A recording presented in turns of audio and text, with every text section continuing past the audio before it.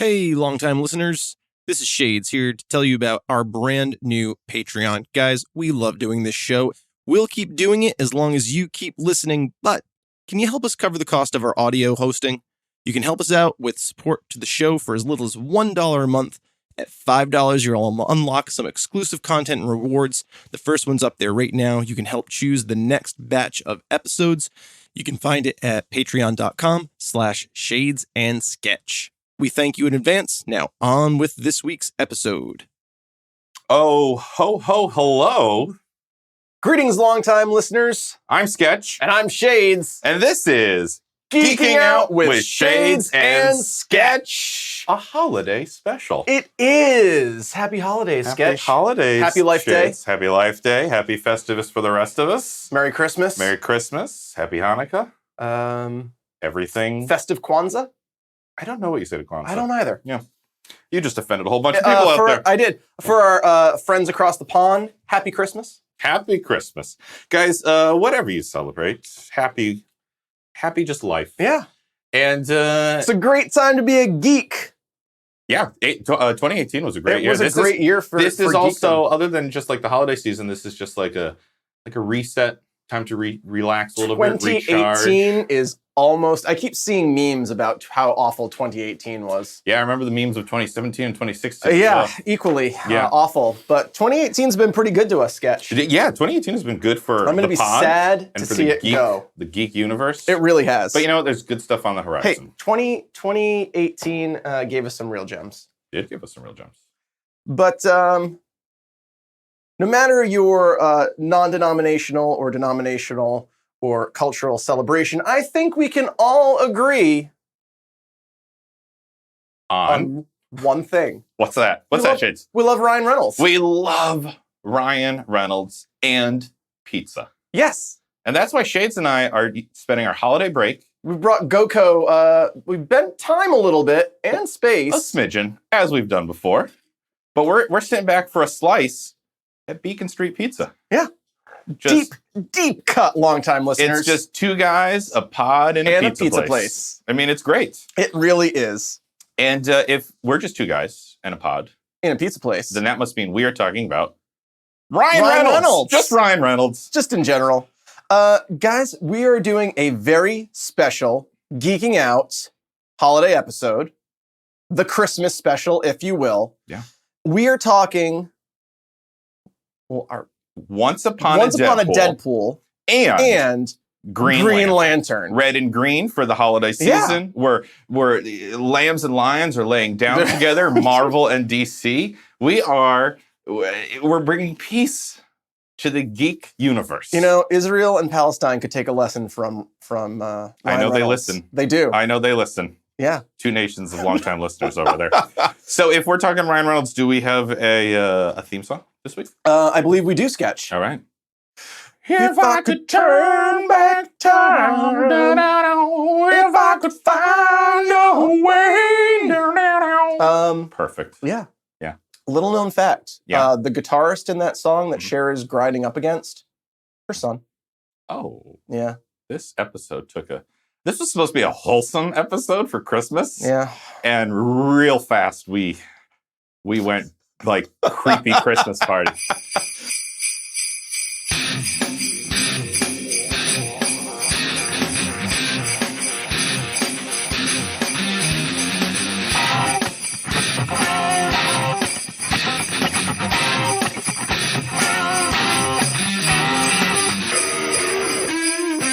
Okay, guys, so if we're talking Ryan Reynolds, then anything Ryan Reynolds has ever been in could be spoiled for this holiday special. Yes. But we are going to try to focus mainly on the re-release of Deadpool. Deadpool 2. Deadpool 2.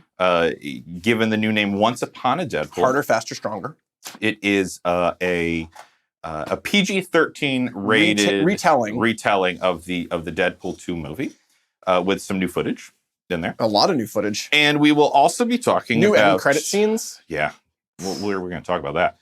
We'll also be talking about the 2011 DC movie, Green Lantern. Ooh. So we got a lot to get into. So we should probably just... You can only polish a turd so much. Yeah. Well, let's start with Once Upon Deadpool. Yeah, it's a great place to start. Let's start with Once Upon Deadpool because we've already talked about Deadpool 2 when we had our Marvel summer wrap-up. Right.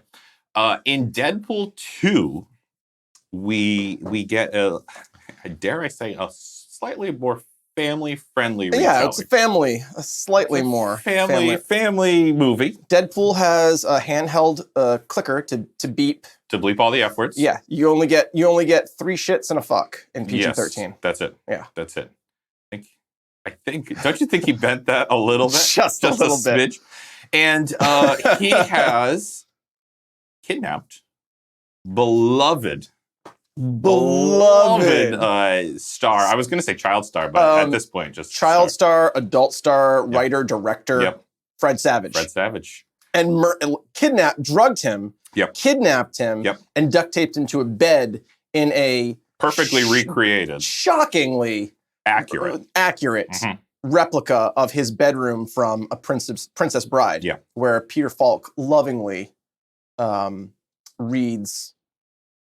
Was it Peter Falk?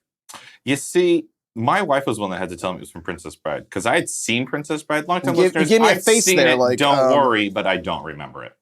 You don't remember Princess Bride? No, we'll have we to should do Princess Bride on the show. Let's do it. What's great about Princess Bride is Antiope in Wonder Woman is Princess Buttercup. And grows up to train Wonder Woman. Yeah, no, I do remember that. Yeah. Guys, thanks for tuning into our Princess Bride holiday special. Yeah, this is not the Princess Bride. I made the wrong art for the cover of this one. I said Peter Falk. Do we have to And bleep that? I was correct. Peter Falk was the grandfather that read the story to Fred Savage. Okay, but in this, it's Deadpool. It's Deadpool reading the story of Deadpool 2 to Fred Savage. Pantsless. Well, we find out Fred later. Savage. Pantsless. Duct taped to a bed. He is Donald Ducking it. Yep. But Fred Savage. Oh, man. We've already talked about the movie. Yes. So let's talk mainly about these scenes with Fred Savage. Oh Fred my God. Savage crushes it. Yes. And are you a fan? Were you a fan of Fred Savage? What do you know? What are you a fan of him from? He directed a lot of The Office, right? Did he? I know he's done a lot of Modern Family. Oh, I'm sorry, Modern Family. Yeah, not so The I like Office. his work in that. You. My wife right now is really into this game show that he does. So he's on our TV like once a week. Okay, and he's a nice, friendly. I love Fred game show Savage. talk host. Like he fits that role really nicely. But I've seen him in. I can't think of the titles of other things, but I've seen him like in these kind of roles. Wonder Years.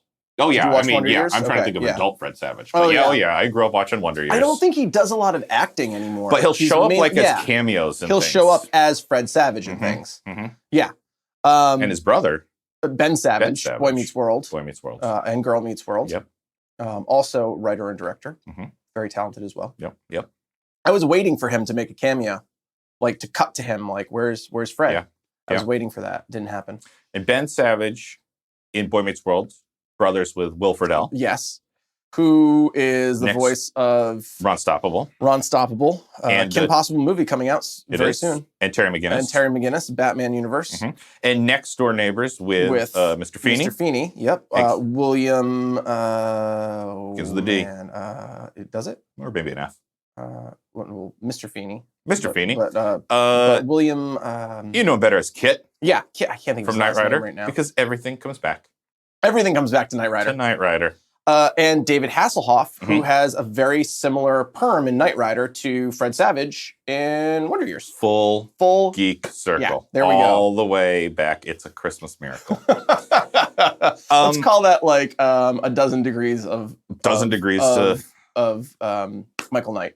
Oh, a dozen degrees of Michael Knight. Guys, new segment. Yeah. 2019 is going to be a good year. We'll throw that up on the Patreon in 2019. So, the best thing about the Fred Savage parts. Fred Savage, he is savage. He is, to his name, savage. To Ryan Reynolds, like watching Deadpool get destroyed by Fred Savage was so gratifying. Who would have thought that Fred Savage would be the one to? Oh my goodness! To kind of stand up toe to toe with Deadpool. Fred Savage, you were nicer as a child. Every single... Zip it, Fred Savage. I am Marvel now. You're Fox. You're Fox Marvel. You're Fox licensing Marvel.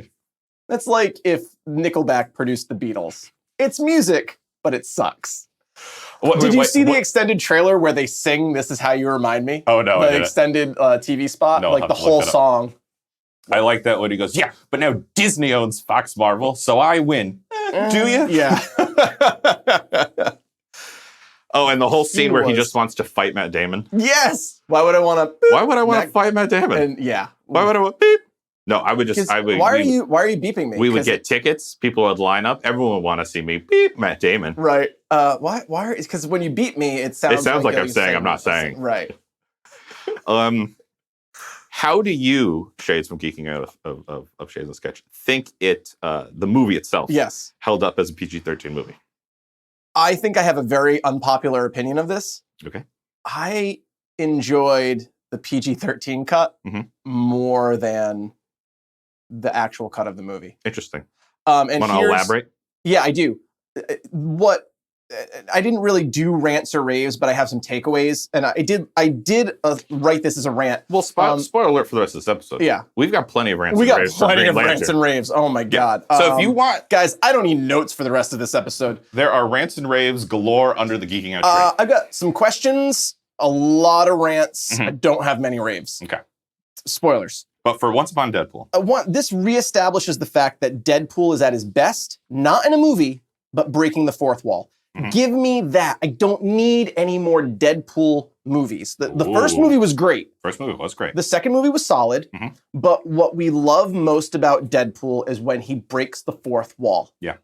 And that's really what we're going to see him say something wildly inappropriate or draw something wildly inappropriate and show it to us, and only we can see it. Yep. And this movie reestablishes that perfectly, and it kind of cheapens the movie experiences, because that's really, when everything's said and done, you're going to see him say something inappropriate or do something inappropriate. And it's easy to say, like, fuck you. It's easy to cut someone's head off. It's easy to, like, say something that's inappropriate, that's just shocking. That's the low-hanging fruit of comedy. Okay. It's much harder to do something funny. Yeah. And you have to be smart about it. It's to make your mind go there, like in that scene, the beeps. Yeah. Like we all know the what he's doing. implication is that the way it's set up on screen is that Fred Savage is just saying, "I want to fuck Matt Damon." Yes. Hilarious. Yeah, because who doesn't? And you can certainly like have Fred Savage like in a scene in Deadpool where like you walk by, he's on a movie set or he's doing an interview, like, "I want to fuck Matt Damon." That's easy. Easy. And that's not funny the way I set it up, but to write your way to that joke without getting to do the joke, that's hard. That's smart. And at the end of the day, the scenes that they cut out of the movie were not vital components of the story. Well, here's what I'll say. It really reestablished for me that the best part of that movie was Zazie Beetz in the truck. Oh, yeah. That was, and Juggernaut just destroying everything. It's still such a clever scene. I loved watching it a second time. Good. Just how her luck works on everything. And that was the best part of the movie. Yeah. And it really shines in this PG-13 cut. One of the other things I like that Fred Savage brought attention to was when he said, was that Brad Pitt? Yeah. Did you get Brad Pitt? Yeah. Yeah, we did. Because it was so quick in the movie that you didn't notice, and you had to go online to you had to go and find it. So it was nice that Fred Savage was there. I will say this about the scenes that were cut, because I wrote this down. I did miss some of the action. Yeah. But here's why. Because this was a PG-13 cut of an R-rated movie. Yes. So those action scenes were made and shot as R-rated scenes. Specifically for shock value. So if you're going to do a PG-13, if from the get-go it's going to be a PG-13. They could have fixed that. Yeah, then we would have had very good PG-13 fight scenes. So it was hard because I'd seen the R and I was like, "Ooh, that's missing. Oh, that was quick. Oh, that was, Yeah. Like, if you remember from the episode, one of my favorite fights is Cable and Deadpool against all the orderlies. Yes. And that was basically just wiped out. Yeah. It was completely removed. Because you really couldn't have censored that fight. You would have had to have It would need extensive work. Yeah. Yeah. I don't know how they would have fixed the fight itself. But I will say this. But it didn't make the movie or story worse. No. Not having I it. think the story that they did in this kind of family and saving the child worked better as a PG-13 movie. It didn't, and I said this in our last episode, it didn't belong so much to me in a Deadpool movie, in an R-rated Deadpool movie, but it made much more sense to me. Much more. It worked as a PG-13 movie. Ryan Reynolds kept doing the press junket for this movie. It's a family movie. It's a family movie. Yeah. And dude, it's not a family movie. The PG-13 cut was a family movie. It was a family movie. Yeah. It's, it's no worse than those awful movies in the 80s when they like pair Burt Reynolds with a kid or like Schwarzenegger with a kid or Chuck Norris with like Sidekicks. Yeah. It's no worse than Sidekicks, which is just a horrendous movie. So this brings me to kind of like my big question of Once Upon a Deadpool. Sure. I understand that I'm not trying to be cynical. Yeah. Because that's your role in this podcast. Yes, it is. And I'm that's not trying to step on your shoes. Description. Yes. Thank you. But, and I do know, and I much appreciate that for this re-release, according to what I read, portions of the ticket sales went to the Fuck Cancer. Fuck Cancer that doing business as for this release, Fudge Cancer. Yeah, Fudge Cancer, yes, of course. I believe got $2 off of every ticket. Yeah, which is great. Yeah. And Fox, and I guess ultimately Disney. Yeah. We'll get the rest of it. Of course. Yeah. Which brings me to one last attempt to Fox brings to make me some to my money question. Before Disney buys them. Do you think part of the intention behind this, or part of the reason Disney let this go, was an experiment to see if a PG-13 Deadpool would work? Yes. So that moving forward, we can still get Deadpool. 100%. Yeah. That was my big question for this. Yeah. That was my one big question for Once Upon a Deadpool. Was this just an elaborate attempt by Disney to see if a PG-13 Deadpool will make money? Yeah. Enough money to justify doing a X-Force or Deadpool 3. Yeah. Because Josh Brolin is signed on for like 6 more cable projects. And I hope it did. I mean, it was a very limited release. Oh, did you get the stats? I did. I mean, I went to and called theaters about movie times who weren't even aware of it. So it's going to be like a skewed I looked number. this up. Mm-hmm. It made a ridiculous amount of money for in the its limited first release that 30 it was there hours. For. Yeah. I'll edit this down in post. Editing it down in post. You want to vamp for a minute? Do I want to vamp? Yeah, just like fill airspace. Okay. F Matt Damon. Got it. Deadpool 2 made $738.8 million. Okay. That's the original R-rated. That's the original. Okay. Once Upon a Deadpool.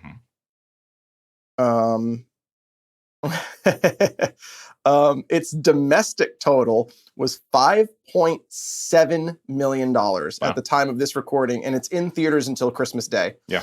Its domestic lifetime gross for Once Upon a Deadpool. Yeah. Take a guess. Just guess. 13. 13 million? 13 million. $324.2 million. That's just Once Upon a Deadpool? Just Once Upon a Deadpool. Damn. And think of all the profit there, because the domestic movie was gross, already made. 320. So combined, it made 700 million. All you had to do was pay Ryan and Fred for some time. It's crossed $1 billion. You had to pay some editors. You had to pay one set design. It was a pretty elaborate set. It was a pretty elaborate set, but one camera. But think of all that profit. So I hope that Fudge Cancer got a good boost. I think I read somewhere $2 off of every ticket. Which, when you multiply it by that much. Oh, that's insane. Yeah. That's insane. Good.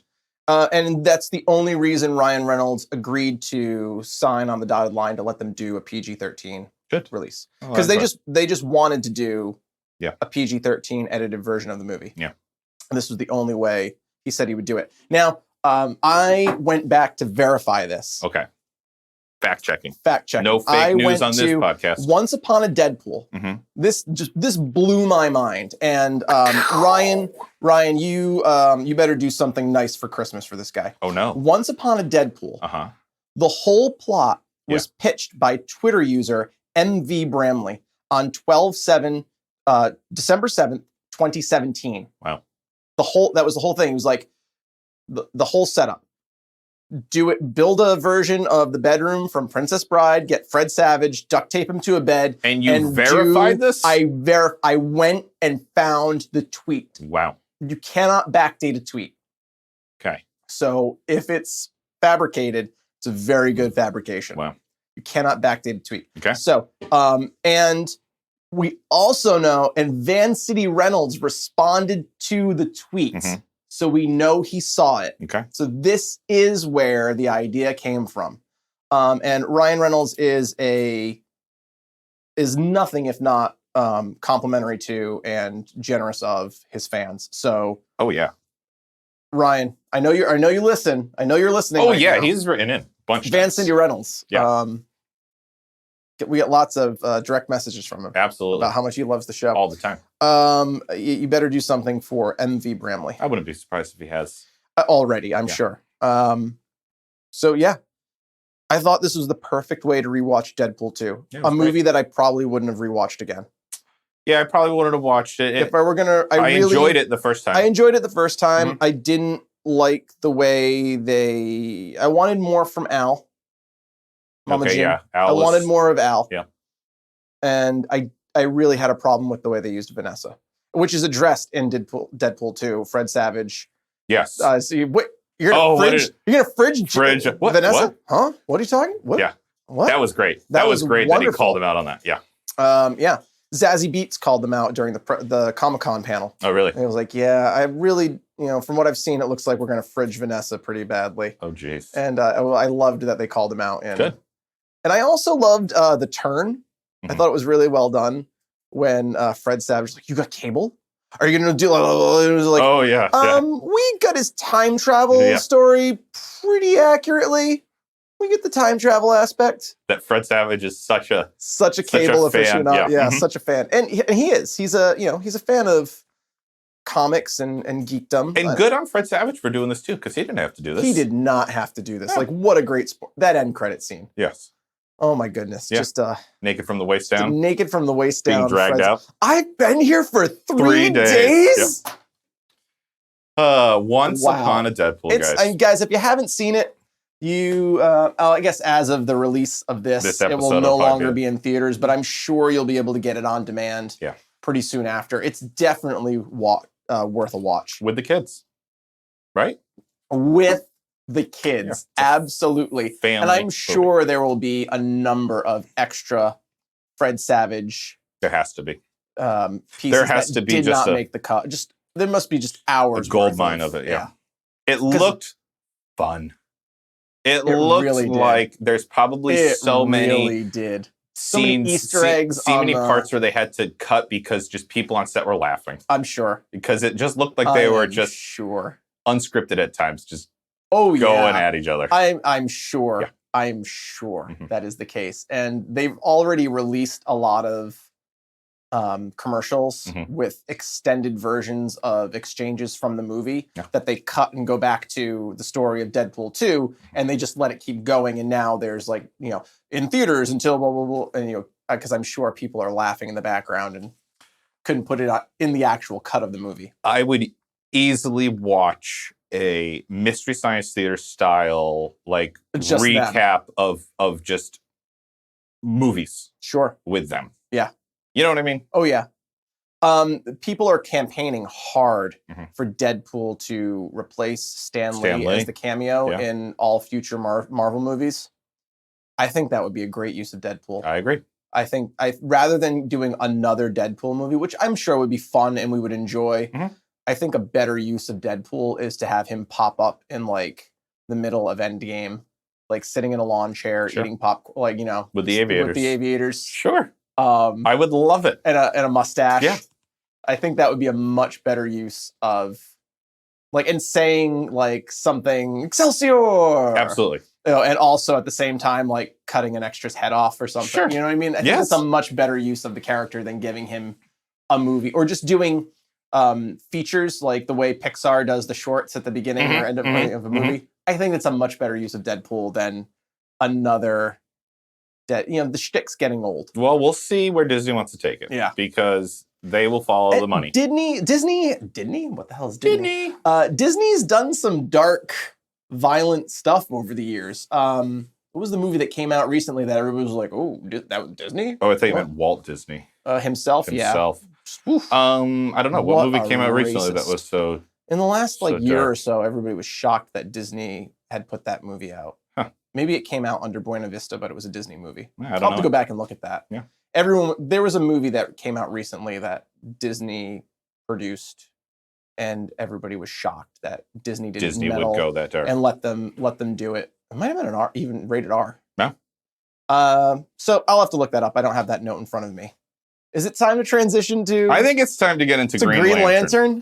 Oh my! I think we have to save some time for Green Lantern. Do you have a synopsis for Green Lantern? Nobody's come to take our order at this pizza shop yet. I feel like nobody works here anymore. It's entirely possible. The first indication should have been that we had to jimmy the door open and force our way inside, and that it also resembles a nail salon now. Bad on us. Yeah. Bad on us. That's okay though. It's the holidays. It is. Yeah. So, do you have a synopsis of Green Lantern? Because I don't. I do not have one prepared. Let's just ad-lib one. I can. So, Green Lantern in this movie, Hal Jordan, is a crack fighter pilot who he's retired from the military. Now he's a test pilot. In the comics, his plane crashes due to a Green Lantern, another lantern, Abin Sur, crashes to Earth, and Hal is there in his dying breaths, and Abin Sur's ring chooses him as Hal. The replacements. Because when a Green Lantern dies, the Green Lantern from that sector, the ring literally flies off their finger, searches that sector for someone who exhibits great courage in the face of fear, and it bonds with them, and they are given the powers. The ring imbues them with certain powers. Would it be fair to say, for people who don't know what Green Lanterns are, that they are an intergalactic... I was getting to that. Peacekeeping corps. Yes. So Hal Jordan is one of many lanterns. There are 3,000 sectors. 3,000 lanterns. Okay. Yes. And every sector has at least one lantern. In the movie, I think they say every sector has one. Yeah. But Earth has 4 Green Lanterns because Earth's pretty fucked up, guys. There's money.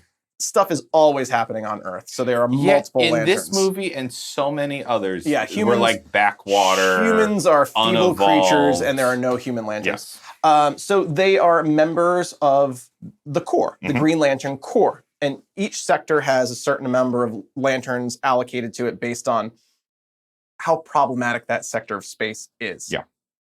Earth, very problematic. So we have 3 lanterns. But not in this movie. Not in this movie, because this is an origin story for Green Lantern. And the Corps are the police force, the peacekeeping force of the Guardians of the Universe. They are... Not of the galaxy. Not of the galaxy. Not the Guardians of the Galaxy. No, they are the Guardians of the Universe. Yes. They are a race of... Blue Yodas. Essentially. They are immortal beings who are timeless, that can see everything and know everything. Real creepy. But they are sworn not to interfere. Hence...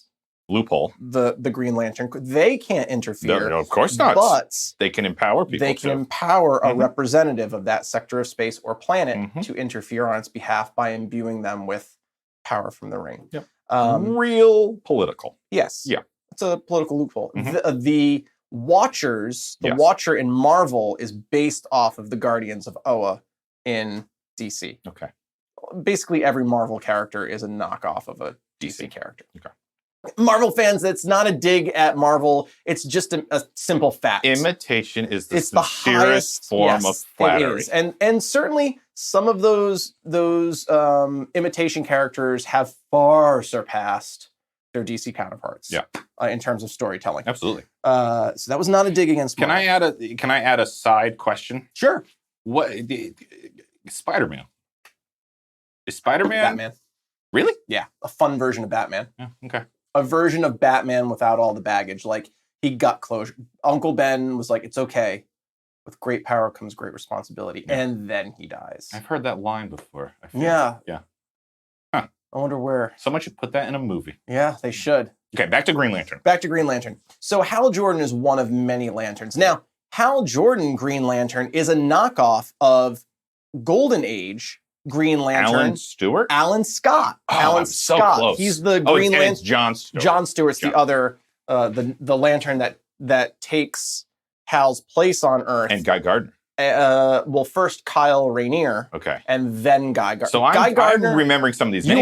You're remembering a lot of them. Because I don't know Green Lantern. You that don't, well. but you know a lot of the characters because Yeah. they're all in the Justice League. Yes. Alan Scott is the Golden Age Green Lantern. He is like very pulp. He has a red shirt. Yeah. He is not part of the Corps.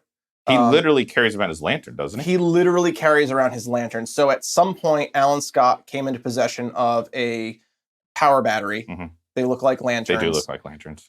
His ring is very different. It's very older. It's posited that he has one of the rings that was forged by the Guardian, who became, like, when the Guardian became Parallax and embraced fear and Yeah. discarded his ring, it's posited Oh, that that's his ring and battery. He's not part of the Corps. He's not official. He's just Green Lantern in name. His daughter is Jade. Oh, I know Jade. Yes. Wasn't she in The Outsiders at one point? She was. Oh, and man. she, I'm nailing it. her thing was she didn't need a ring. She was his Oh. daughter, and she somehow gleaned because she was like born close to the battery, and Mhm. when she was like, She sucked it all up. yeah, when she was cooking, She in was the like oven, marinating. she was marinating in green the light. power from the Yeah. lantern, and she just absorbed those powers. Like, so Okay. her deal was that she didn't need the ring, and she was the love interest of Kyle Rayner, Mhm. who got Hal's ring when Hal died in the 0 Hour. Okay. So, long-time listeners, none of this has to do with the movie. None of this has to do with the movie. We got off script as soon as we said, like, Hal Jordan. Hal Jordan, yeah. And then so from then on. let's bring it back to the movie. Okay, so you got the and Green Guardians. Lantern is what you will understand. You have the Guardians, Ryan you have the gets the ring. Lanterns. When a ring chooses you, you get the battery, you get the ring, you say the oath, you become a Green Lantern. In brightest day, in blackest night, No evil shall escape my sight. Those who something, beware my power, Green Lantern's light. There you Guys, go. not a Green Lantern fan. Those who something fear, I don't know. There you go. Not a Green Lantern. Obviously not. No. Obviously I guess I not. better learn the You better probably learn should the if you oath. want to be a Green Lantern. And so Ryan has to learn how to become a Green Lantern. learn how to become a Green Lantern and defeat Parallax, the embodiment of fear in the universe. in the universe, Mhm. which is, so fear's yellow light is the only weakness of the Green Lantern. So green is the representation of the power of will, which is the strongest power in the universe, and that's what the Guardians have used That's to what they've harnessed. harness to power the core, and its only weakness is yellow, which is Mhm. the color of fear. Hal Jordan's ring is the only ring that is not susceptible to yellow light, Oh, wow. because Hal Jordan is so courageous in the face of fear. Let His me ask you ring something. is immune to fear. So they don't bring them up in this movie, but there are others than just there are green blue and lanterns, there are indigo lanterns, there are orange lanterns, Mhm. there are red lanterns. And there are each is based on the a star different... sapphire, which are pink lanterns. What would you call them? Not emotions. States of States of being. states of being states of mind. They're How about states of mind? sure, but they're like what do you call them? Motivators. Okay. So the Fear, blue will, lanterns rage. are What's are blue? like intelligence or curiosity, or no, hope. Yeah, hope. Blue is hope. It was very peaceful. I remember blue. Yeah. Pink is Love. lust. Lust. Yeah. Yellow is fear. Orange is greed. Red is rage. Red is rage. You know what Indigo is, I think indigo is knowledge. Black And is death. black is death, and white is life. Okay. Just as an art guy, why isn't red the opposite of green? Because they are the complementary colors of Festivus for the rest of us. Okay. All right. So, guys, none of that's in the movie. None of it. Just the Green Lanterns Just the Green and Lanterns. some yellow power. And some yellow power. And then that's it. Right? That is the whole shebang. Okay. So forget everything we just told you about the Green Lanterns. And you don't need to know it for this movie. You don't need to know it for As this a matter movie. of fact, if you know that for the movie, it'll probably offend you. Piss you the fuck off. Yes. Green Lantern. Should I do the scores? Yeah, the time for the all-important scores. internet scores. Green Lantern, IMDb gave it a 5.5. Okay. That's kind of kind. Yeah, that's I thought. 50%. Yeah. Rotten Tomatoes. Rotten Tomatoes score 26. Oh my god. That is Rotten Tomatoes cut the IMDb score in half. Yes. Okay. Wow. Metacritic. Yeah. 39. Okay. Metacritic is usually the counterweight to Rotten Tomatoes. It's balancing up the Rotten Tomatoes. Google reviewers. Yeah. This one shocked me. Yeah, because they're very positive. They're very positive. 64% of Google reviewers liked Green Lantern. I think that's our lowest Google review score so far on this I think podcast. so. Shades. Wait, now before you, Shades, of Sure. Geeking Out with Okay. Shades Sketch, give your score, it is to be said and gone on the record that you have been accused Yes. of being a DC fanboy. Oh, yeah. That you... I have been accused of being a DC fanboy, that I just hate all Marvel movies. if you I see never give them a DC good... stamped on a movie, I'll just it's give an it a auto good score. Yes, that has been tweeted, Documented, and emailed to us on tied multiple to bricks occasions. and thrown through the GoCo window. Yes, we had to replace those with And now barred over. They're barred with over. force fields and bars. Yep. So now saying that, Yes, give us your score for Green Lantern. I gave this movie. I bumped it up 5 points because I thought I was being too harsh. Okay. I gave this movie a 30%. Guys, this movie is one big pile of shit. And a hush falls across the DC universe. I hated this movie. A fanboy And has fallen. Just to put this in context, longtime listeners, this movie came out in 2011 against Captain America, the first Avenger. First Avenger. Yep. This movie came out back to back with the first Captain America movie. Wow. Which is by far one of my most favorite superhero movies. Period. End of story. I'm in the minority on this one. I know most people love Winter Soldier. I think First Avenger was a much better movie. Most people are very much like Captain America in that they have an unprecedented hard-on for Bucky. Yeah. And Winter Soldier is a big Bucky jerk fest. I hate Bucky. Yeah. First Avenger, directed by Joe Johnston. I mean, we all You know what how movie you it was feel about Joe not Johnston. directed by Joe Johnston? Green Lantern. Green Lantern. Well, I mean, to be fair, I don't think Green Lantern was directed by anybody, right? This was just a ship lost in a storm. Matt something. Oh, I'm sorry, Matt. Didn't mean it. I don't think he's directed much since. Guys, maybe that's not true. if you care what I think, I gave the movie a... Oh, by the way, this was my first time seeing the movie. I think you rewatched it. I have this crazy memory of us seeing Captain America, the First Avenger, and Green Lantern back to back at the drive-in. Yes, and I distinctly remember seeing Captain America back to back with one of the Transformers movies. It must have been the second one because I had never seen the third. These. You remember it being the one with Leonard Nimoy? I thought it was. I only recently saw the Leonard Nimoy one. One of these things is true and one is not. Who knows? It's a glitch in the Matrix. It is a glitch in the Matrix. So this is, and believe me, when I watched this not too long ago, I mean, it was all new to me. None of it was like, oh wait, I have seen this before. No, I rewatched this. I'm sorry. Yeah, it was rough. I rewatched it. I went to write my notes and my scores, and I realized I hadn't finished the movie. Like, wait, how did it end? I can't remember. What was the ending? And I had turned it off when he was fighting the Parallax? giant head guy in the hangar. Oh, yeah, him, the bobblehead. The bobblehead guy. Yeah, he looked like... Do you know what his villain name is? He looked like a Dwight Schrute bobblehead. He really But did. yeah, Do you know what what- his villain name is? No. Hector Hammond. That's Which his is just the villain name? character's name. Hector Hammond. Okay. It's an interesting choice for him to be the villain of the movie. So like, at long last, I mean, our long-term listeners on the edge of their seats. yeah, what's your score? My Switch? score is a 57. You are out of your fucking mind. Here's the thing. Here's the thing with my scores.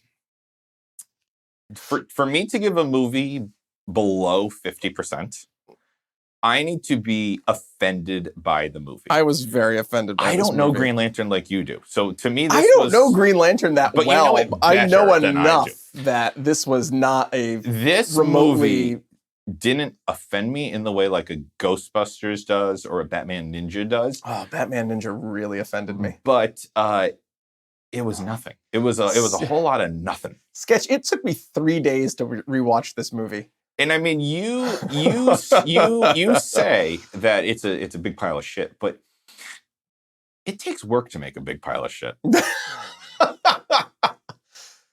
And I feel like there wasn't a lot of work that went into this movie. Ryan Reynolds actually gave a really good description in an interview recently about what he thinks went wrong with this movie. And I'd have to agree. And the way he reconciles it is that a lot of people worked really hard to make a really good movie and continued to work hard during the making of the movie. Maybe that's him being diplomatic. Maybe it's not. But what he does say is, from day one, Deadpool knew exactly what it was. Yeah. And Green Lantern never knew what it was. Deadpool started with something to prove. Yes. Green Lantern started with, we've got this. They're coming off the heels the of... high ups, where it's like, Yeah. this will be a hit. They're coming off the heels of the Nolanverse. Yeah. Did this come out in between Dark Knight and Dark Knight Rises? When did Dark Knight Rises come out? I don't When did remember. that franchise finish? Were we in college still?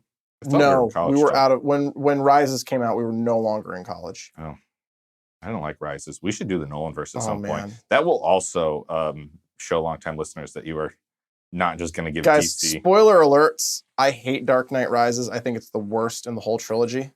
Let's put that out give there right now. Gotham back to the people. Yeah. So this really Rises came out in 2012. Oh, okay. So it is Came before. out right after Okay. Green Lantern. This is Green Lantern riding the Nolanverse wave. And hopefully starting And hopefully another. starting another. Yeah. But this movie always felt like it escaped from the early 90s. Like, I compare Green Lantern's look and feel to, like, Pluto Nash or Meteor Man or Blank Man. Do you ever see Blank Man with Damon Wayans and Yeah, I think I did. Steven... Something. I'm sorry, David Allen Greer. Oh, okay, And David Allen Greer needs to do more. I he always liked is David Allen Greer. fantastic. I love David Allen Greer. He was in Jumanji, right? Yes, we he talk was the about cop that? in Jumanji. Yeah. Yeah. Man, we've talked a lot have. about a lot of different This properties. movie, it just didn't match anything else that was happening at the time. I will say this, however, Ryan Reynolds' animated Green Lantern suit is as offensive and looks as bad as Tony Stark's animated Iron Man suit. Well- that technology and the Iron Spider suit, that technology has not gotten better. It looks terrible on both of them. It's just not good. Stop doing it, Hollywood. Okay. Stop doing it. I'll be fair to DC on this one. When And- they and- did it for Ryan And Reynolds, it was groundbreaking. Nobody had ever done this before. It was an experiment. It was Yes. something to brag about. It was. And it looked terrible, and I'm not saying good on you, but it Yes. was. It didn't work. It did not work. Sometimes you try something new. Yeah. And it doesn't work. Particularly when all the other lanterns were wearing like Batman Forever-esque latex rubber suits. Yeah. It really didn't work in that if all the lanterns were wearing it, you didn't notice it so much when like Kilowog showed up or the bird guy Oh, or sure, the fish because guy. they're They're 100% entirely CG. CG. And they looked fine They're fine that way, comparatively. They yes. were a 100% CG. Yes. But it was brand new technology Yes. of the animated suit. And it was also okay when Ryan was flying around and he was obviously all CG. It was all CG. That was Okay. fine. Yeah. The marrying didn't work. It did not. But I don't like... I'm not going to come at him for it because a lot of people have already come at it. And it was an experiment. It was. And good on him for trying, and it didn't work. Oh, I'm and, not. Yeah. And they didn't really go back to that. They didn't. They learned their lesson. They have not done that. But in you're DC. right in that Marvel is slapping just heads on a lot of. They are slapping a lot of heads on a CGI. lot of motion cap CG, and it does, guys. It doesn't look any better. It doesn't look good on Black Panther. It doesn't look good on Iron Man. It doesn't look good on Spider-Man. It's not as seamless as you think it is. It doesn't look good. Go all the way on one or the other. Make a really good suit and do it that way, or go full CGI. Yeah, just put a stand in there. But don't put the two in. It was especially bad in this movie with his mask. Oh. Close-ups of his face with a mask. Why wouldn't you just put a mask on him? A latex rubber mask. Why wouldn't you do it? Yep. Why? And you could see it was just like grease paint or like the paintable paint that they paint on people. Paintable paint that you paint, yes. I don't know what you call it. We got a real artist over here. You see like videos of like, this model looks like they're wearing jeans, or like you see that, or like this like bodybuilder and it's like this shirt's painted on this person. Does anybody notice? You see those videos. You watch a lot of those videos, those painting people videos. They're just everywhere now. In your bondage cave. From the Fifth Element. All right, I'm cutting that out. Oh. We haven't even. But you see that a lot, and it was like, you didn't need to animate over it if that's what you were gonna do. Like either paint it on him or make like a latex rubber mask that he wears. But don't CG like a domino mask onto his face. I will say this: it did not look good. It didn't work. In the defense of it, this isn't really the mask. No, the whole suit. You get a lot of slack a lot of times about how women are depicted in comics. Oh, yes. Ryan was depicted just as fan servicey as women. I mean, he was basically naked on screen. Basically just wearing a thong on screen. Yeah, and so it was nice to see the gender equality in this movie. That is not how I would phrase it, but yes. Like you can't make the argument that if anyone other than Ryan Reynolds was objectified in that movie. No, they really weren't. Like nobody else was. Carol, and here's why I wound up bumping it up 5 points. Yeah. Blake Lively is fantastic in that movie. She and like, good on you for marrying that guy. And if you have a movie with and they look like they have a good relationship. They look like they have a great relationship, but if I knew nothing else about Ryan Reynolds and Blake Lively, and their careers and their like wonderfully fantastic Twitter, social media presence. And all I knew of their relationship was Green Lantern. Yeah. Like, what the fuck does she see in him? Is it where they met? Yes. On that set? Oh, yes. Yeah. They met in 2011 on the set. So Ryan can't really regret completely doing the movie. Right. He did get some he met good Blake out Lively. Of it. Yeah. And they have two beautiful children, in his words. That's lovely. And a wonderful. She doesn't think they're beautiful? No, not at all. Oh, wow. That's rough. It's really, I see some sticking therapy point in of their their future. relationship. Yeah.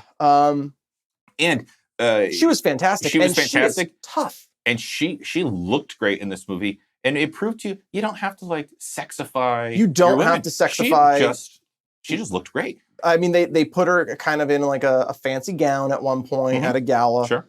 As one would wear at a gala. Would wear at a gala. Yeah. It was not egregious, I thought. It was. And didn't she kind of have like a power suit on at Ferris? Because she had a power suit at Ferris. She wears fighter overalls. Yeah, she has the They're very suit, unflattering. So you don't have to do the crazy comic fan service, but we still did with Ryan. Exactly. It's funny how in this someone's got to be turn it on its head that you say like, oh look, you can still have a beautiful woman next to like just a naked man. Yep.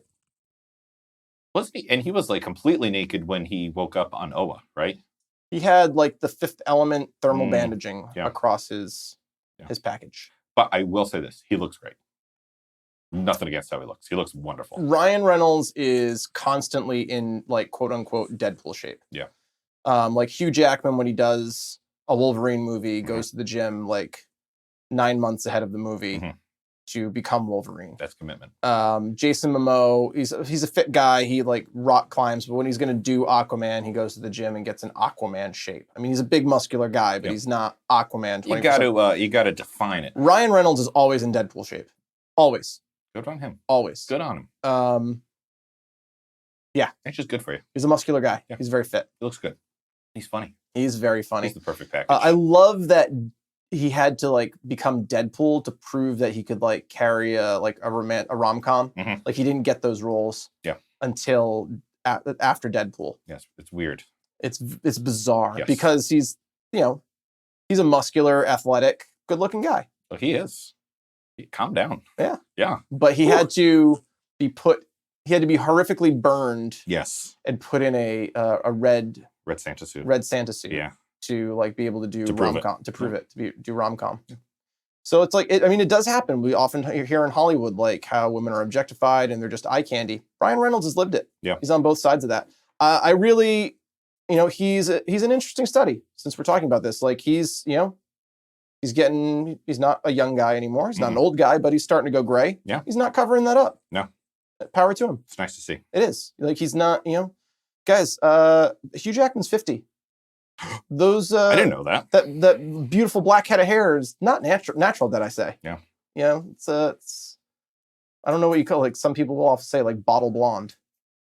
Oh, is that what people say? Like when someone's not a natural blonde. I don't know what the equivalent is for like dark hair. Bottle brown? Sure. But like Ryan Reynolds, he's embracing his gray. Yeah. As well you should. Yeah. Men and women.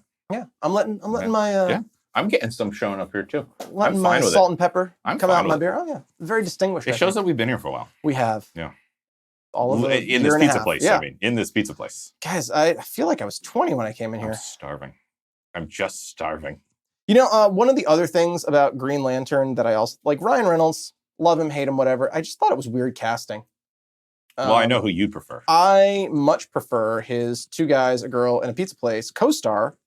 I think a huge missed opportunity here. Nathan Fillion to play Hal Jordan. Like he looks like Hal Jordan. He has that gravitas, the deep voice of Hal Jordan. And he has the charisma. He has the charisma of Hal. He certainly does. Two things. Jumping off of that point. Sure. How would you feel if Nathan Fillion was cast as Green Lantern in the new DC universe? Oh man. Would you squee? I would squee. Would you squee all the way to the theater? I would squee all the way to the theater, but Hal Jordan had his chance. I want to see Jon Stewart. That's who I want to see. I want to see Jon Stewart, and if I don't get Jon Stewart, I at least want to see Kyle Rayner. Yeah. I think I want to see Jon Stewart as Green Lantern because he was my Green Lantern because I know Green Lanterns through Justice League. Yeah. So like Jon Stewart was always my Green Lantern. Yeah.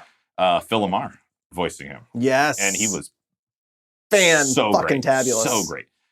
So I would love a You're always like, I don't know actors. I don't know actors, but I'll tell you what, this podcast is really making me pay attention. Learn. And I'm not happy about it. I'm not happy about it because that was my shtick. That's it. Show's over. Run the theme music. Okay, technically we haven't assigned rants or raves yet. So can we just call Ryan Reynolds though? Like, I'm going to call him a rant. I call him a rave because I think he showed up and he gave it. I don't think he ever understood the character of Hal Jordan, or even tried to. I don't blame him for that. Okay, I feel like that's someone's job. Yeah, like the writer. Yeah, like maybe the writer. But I always felt. I mean, we've seen a lot of movies. Yes, we have. You and I.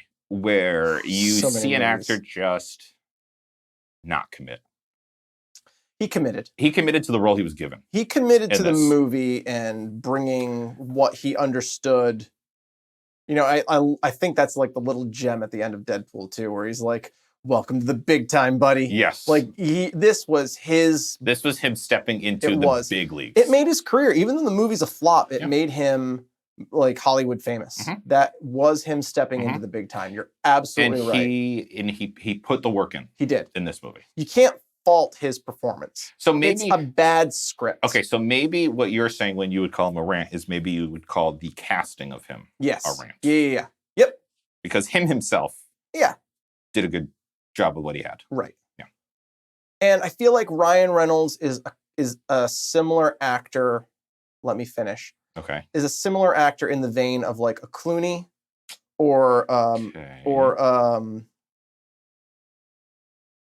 I'll just end with that and with say Clooney, in the vein of Clooney is not a method actor. You cast George Clooney because you want George Clooney. Yeah. He just shows up and is George Clooney. And Johnny Depp? Current Johnny Depp? Yes, current Johnny Depp. Current Johnny Depp. You get Johnny Depp because you want Johnny Depp. You want, like, batshit crazy Johnny Depp. Yeah. You don't want his take on a character. You want Johnny Depp cosplaying that character. Current Johnny Depp. Because, like, Johnny Depp also did Ed Wood and Edward Scissorhands. Yeah. I'm talking what Johnny Depp is now. Yeah, current Johnny Depp. Like, you cast, like, Ryan Reynolds just shows up and he maximum effort. Yeah. But you cast him because he's Ryan Reynolds, not because, what's the movie that's coming out right now? With Ryan Reynolds? VP? Vice. Thank you. You don't cast Ryan Reynolds because he's going to become Dick Cheney. Yeah. In the same way that Christian Bale. Man, Christian Bale becomes a character. What has happened to me? Wow. We're the actor name now. You're the actor name. Thank you for pulling that. I don't like this. I need a shower. Oh. We've been doing this podcast for a long time. Well, and it's probably why Ryan's so good at Deadpool, because Deadpool is Ryan Reynolds. And when he was cast as Green Lantern, the first thing I said was, wait, he's Deadpool. Yeah. Not he plays Deadpool.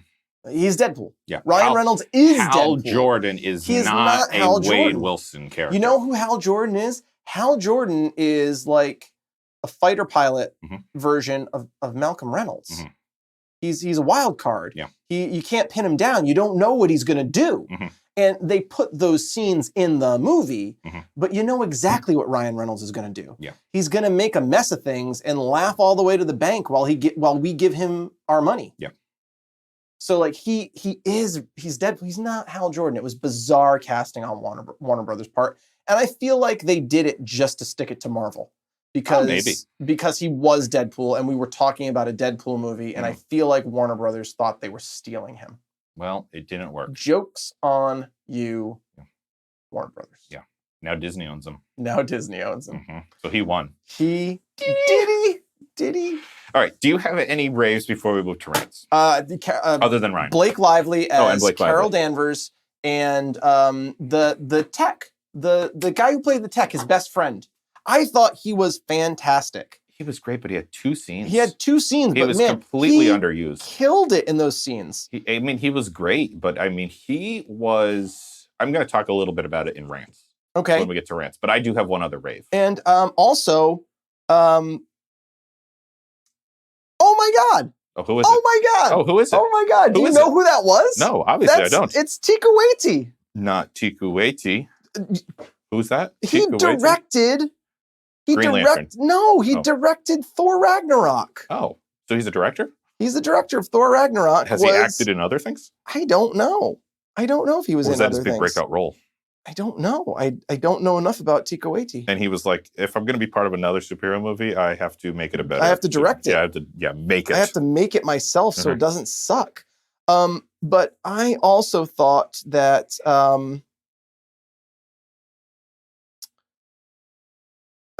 Abin Sur was who?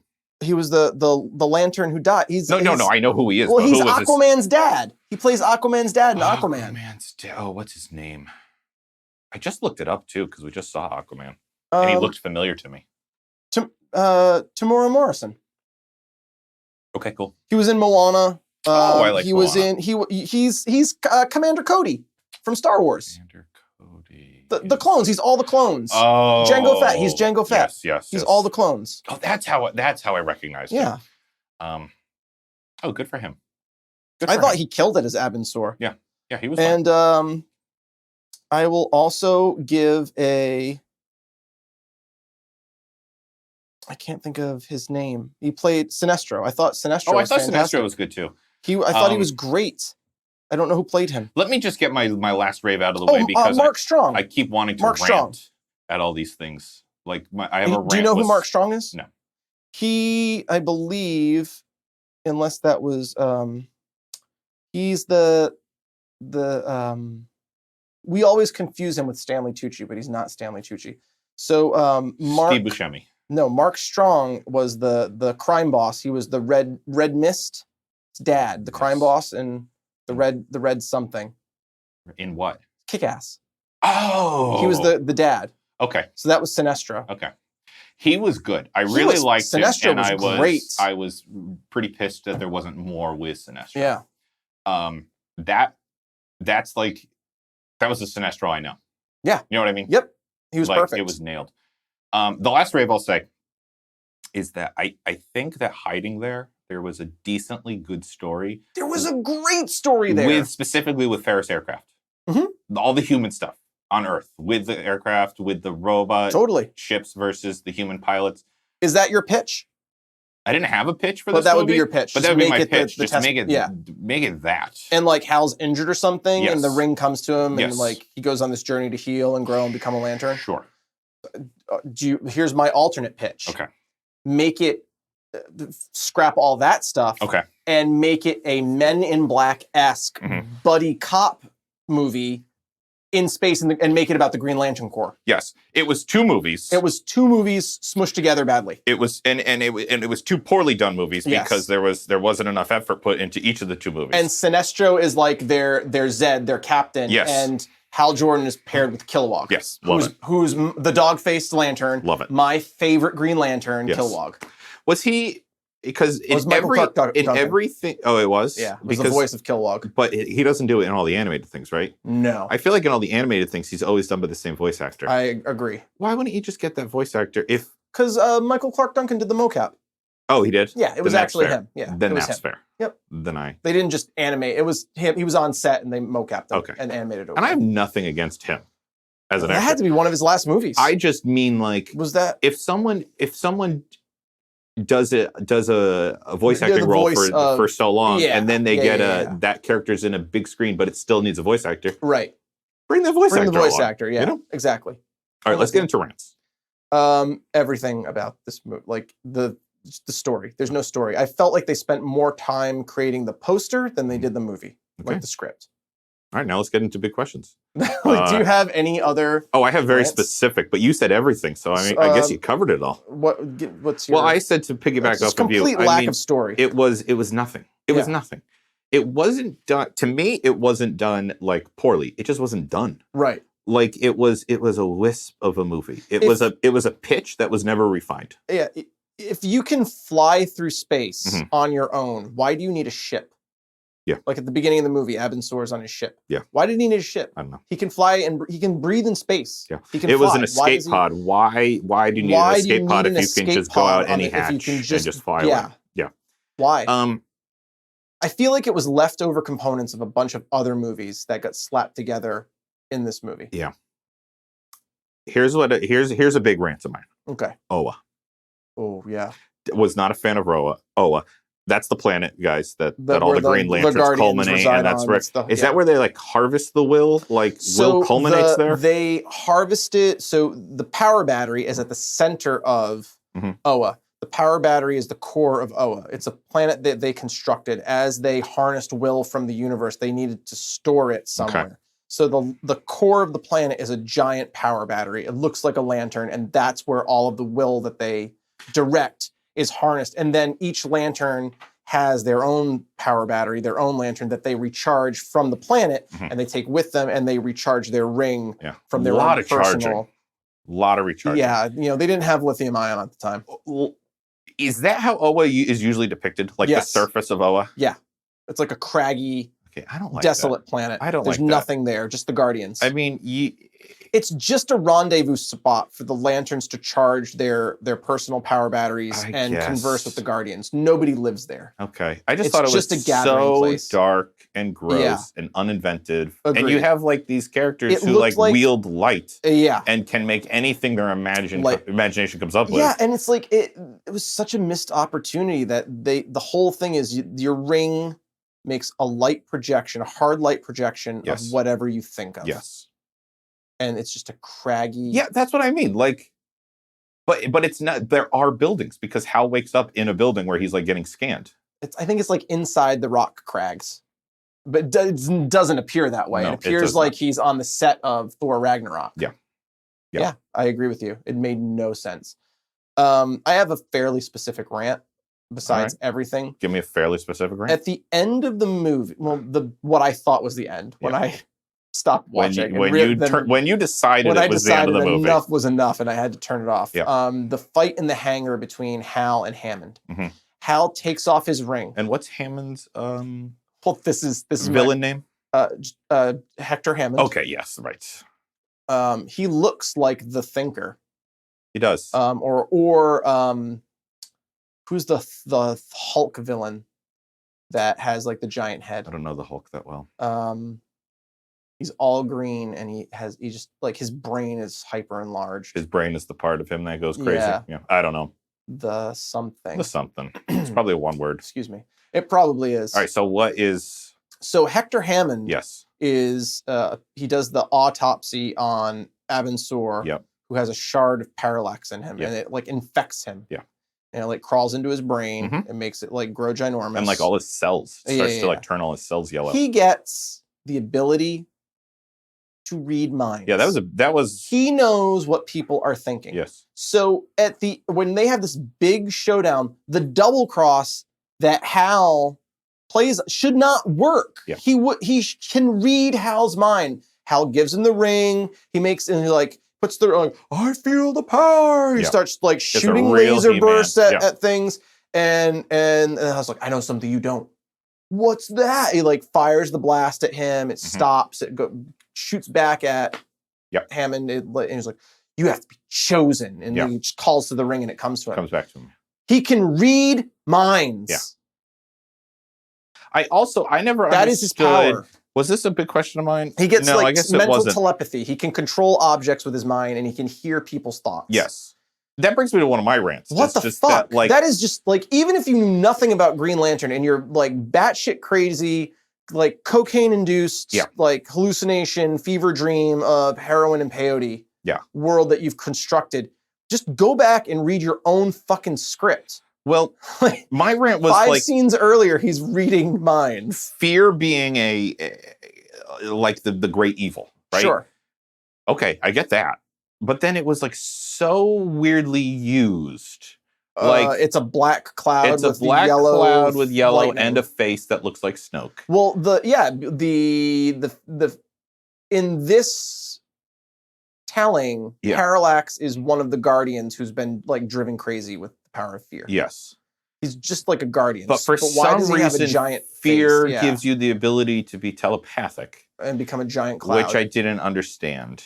I didn't either. I mean, what if it was what they were going for was that like the yellow energy allows you to pick up on other people's fears? That would have made sense. Then I get it, and then you can play on them. But Hector was hearing everything. Yeah, like he's just driven crazy because he can't turn it off. So that like made no sense to me, and so because it made no sense to me, it never felt that threatening. And why, Parallax feeds off fear. Yes. Why does he like suck yellow skeletons? They're not souls. He sucks their skeletons. They say souls, but they all look like skeletons. They are skeletons that he sucks out of people. He sucks down souls. And it kills them. It does kill them. I don't understand why that kills them. I guess it's like their essence is what they're going for. But if it's just their fear, if it like eats your fear, why does it suck a yellow skeleton out of you? Well, I have a theory. Okay. This isn't a sketchy theory. Sure. Maybe it is a sketchy theory. The creators of this movie knew more about Lord of the Rings than they did Green Lantern. Because so much of this movie is Lord of the Rings. I mean, it centers around a ring. Yes. Obviously. Hal Jordan is like an elf, the way he like flies around dances delicately upon surfaces. And Hector is continually turning more and more into an orc. Like throughout the entire movie. That is true. And what's his name? Parallax sucks out souls like the ring wraiths. Like the ring wraiths. Like when you get close to the ring wraiths. And Parallax is like this big cloud that's like talking like Sauron. See, I thought they were riffing on it all felt very Lord of the Rings to me. It did. I've like never just a sci-fi Lord of the Rings. That makes sense. Yeah. Was that a Warner Brothers movie? Lord of the Rings? I don't think so. Maybe it was. I'm not going to look that up. Okay, don't look that up. But fuck it. Parallax looks to me exactly like I never saw it. Did you see the second Fantastic Four movie? No. Not the reboot, No. Rise of the Silver Surfer? No, they're not. It looks exactly like they turned Galactus into a cloud of lightning. And the parallax effect is essentially the same thing. I thought they were riffing on Rise of the Silver Surfer, which was also a movie that kind of took place in space. And that came out in 2007, so I mean, it could have been a concept. Parallax was so dumb. Parallax was so as dumb. a villain. I wish Hector was just the full villain of this movie. That would have been better. And then Parallax gets like sucked into a sun. Like, that was dumb. Are you telling me like the embodiment of fear can't survive being in a sun? The bigger you are, the faster you burn. And that's actually not, the bigger you are, the more effect gravity has on you is actually... Out of all the things that they talked about during that very short training montage, at the end, I was like, that's the callback? That's the callback. The one thing that's the callback? The faster you burn. Like, that's the thing Hal remembered? That's not how physics works. Problematic. All right, I have a lot of big questions, but I have one last rant I want to get to. Do you have any more rants other than the big blanket everything? I do not. Okay. Every single way that Hal fights is so dumb and impractical. Like, and not even just fights. Like, when the helicopter's crashing at Ferris, he turns it into a Hot Wheels car. And he turns it into a Hot Wheels car for like 3 minutes. It goes up and down the track and causes as much destruction as the falling helicopter. If you're gonna do that, just one ramp to the ground. So but he does like all that, and then when he's fighting Parallax, like he makes like makes like a catapult, doesn't he? Like, and he has to like wheel it back, and everything's like so. Parallax like vomits fear blast at him. Yes, he does do that. And he makes a catapult that catches it and then throws it back. Yeah. He forms like a Looney Tunes spring launcher under a like a gas truck. Yes. Oh yeah, yeah. He does that too. And blows that up. And it is just bonkers. And it doesn't match. I mean, I know and then that other Hal callback, Jordan, the other callback when he was like, the bigger you are, the faster you burn. He like does the fist again from when he first used his I like ring. the fist. I wanted to see more fists. Yeah. And I like that he used the planes to like get away. Yes. But like all these like elaborate like Rube Goldberg machines that he's making out of his ring, it's like for one thing, it's dumb. What and are you doing? And it like slows down every... You're a fighter pilot. That's how your brain works? Yes, like he's supposed to be like quick thinking and like making fast decisions. And instead he's making these very elaborate like thing that any villain would just be like, boom, headshot while you're doing that. He constructs a World War II era engine. Deck gun of he does a battleship. That too. Yep, he does that.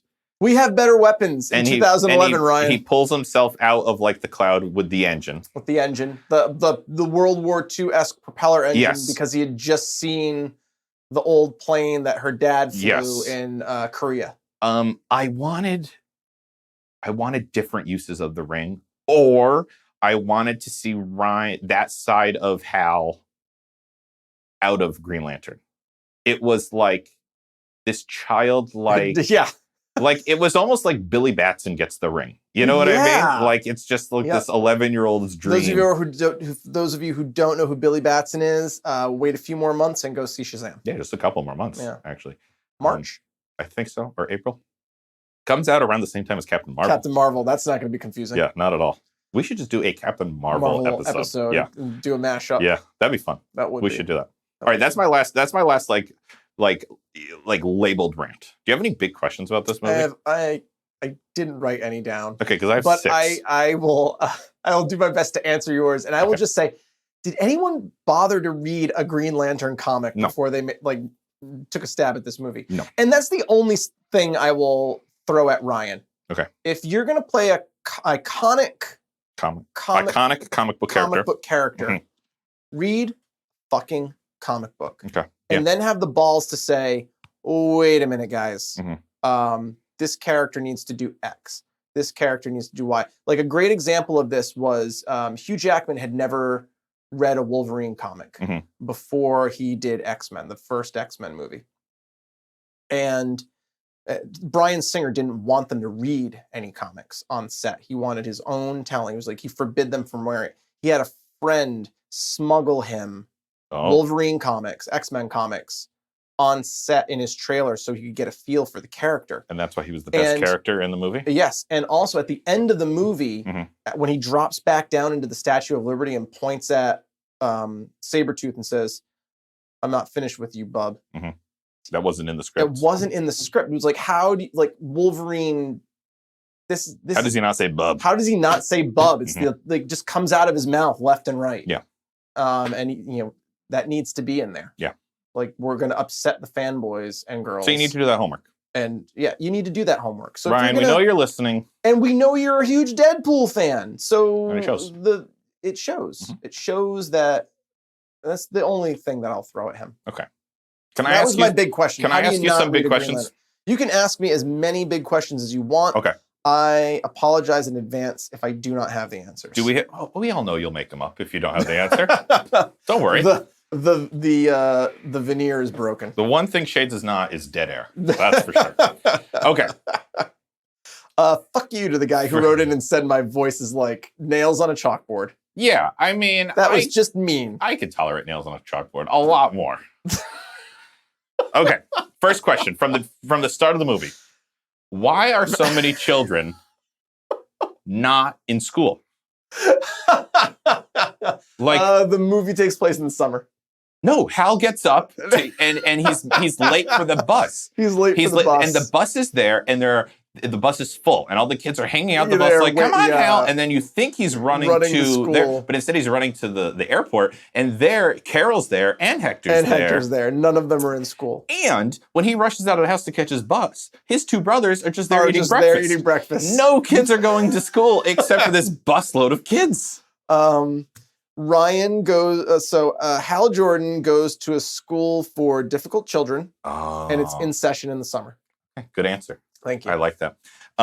Also, side note, if a 10-year-old boy is first on the scene of an aviation emergency minutes before your ambulance and fire protocol, you got to rethink your procedures. Okay? Wow. They called in emergency services too. Yeah. Nowhere on the scene. No. Hal should have a broken back and a severe concussion from that explosion. And kudos to them. Wait a minute. Kudos for killing the dad like that. Is this a Jacob's Ladder scenario? It very well. Oh my God. That was my one other that I was going to save. Is this a Jacob's Ladder scenario? And Hal Jordan died when the explosion went off. Okay. Now this movie makes a lot more sense. Doesn't it? Okay, next question. That was my last big question. If this movie deposits that there is one lantern per sector. Yes. Which is not the case in the comics. I know, but we're just going from the movie. And all those lanterns are on Oa. Yes. Aren't all of those sectors defenseless? Yes. All at once? Yes. Parallax could just be having his way with the entire galaxy. Parallax picks the one planet that the lantern is actually there. Yeah. Dumb. And not even the one sector, because like if he had gone to any other planet in our galaxy, it would have been defenseless because Ryan was on Earth. Dumb. That was dumb. Yeah, that was.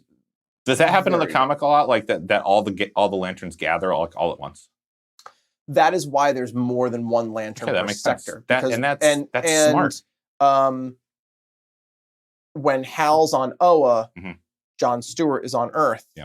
When John Stewart is called to Oa, Hal's on Earth. That makes sense. It would be like there's usually 3 or 4 lanterns per sector. It would be like having a meeting of New York City firefighters in Chicago that they're all mandatorily required to attend. Right. And like on 9/11. Yes. I mean, it's poor planning. Apologies if that's anybody's trigger, but that's poor planning. The most catastrophic disaster you could imagine, and your whole fire department is in another state. Yeah, it's dumb. It's dumb. Okay, next question. I got a lot of questions. Questions. How did Hal know that? What's his name? The alien that gave him the ring. What's that guy's name? Abin Sur. Abin Sur. How did Hal know that Abin Sur was wearing a military uniform?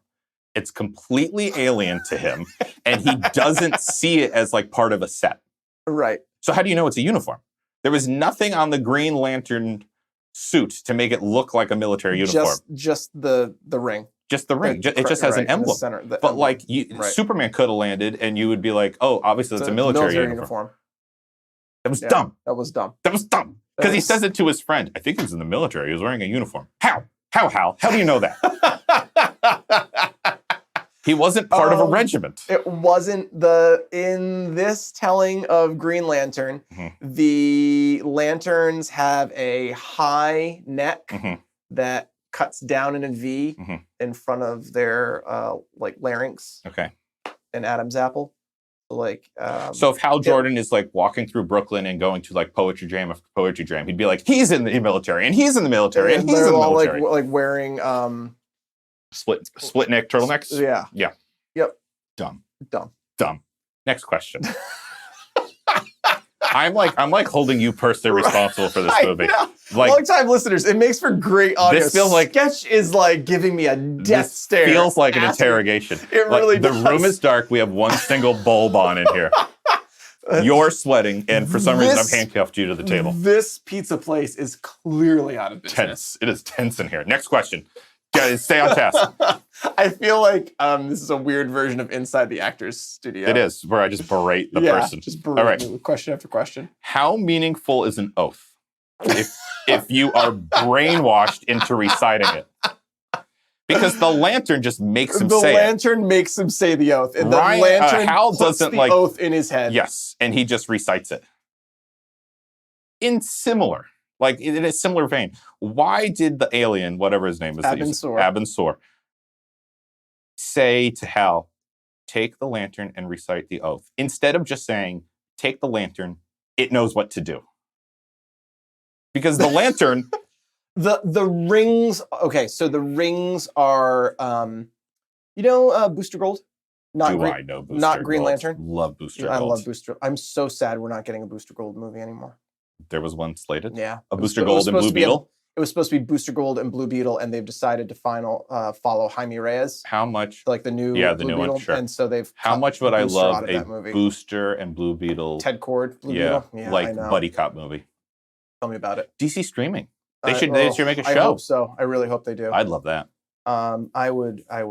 DC streaming, we know you listen. We know you listen. Take my money. Make it. Take my money. Booster Blue. Call it Booster Blue. Gold Beetle. Gold Beetle. Isn't there a Golden Beetle? Japanese Golden Beetle. Oh, yeah. They're really bad for your plants. We're not going to want to call it that. What was your question? How meaningful is an oath that your brainwash is saying? Okay. You know how Booster Gold has skeets? Yeah. Love skeets. The ring is basically skeets. You just don't hear them. Okay.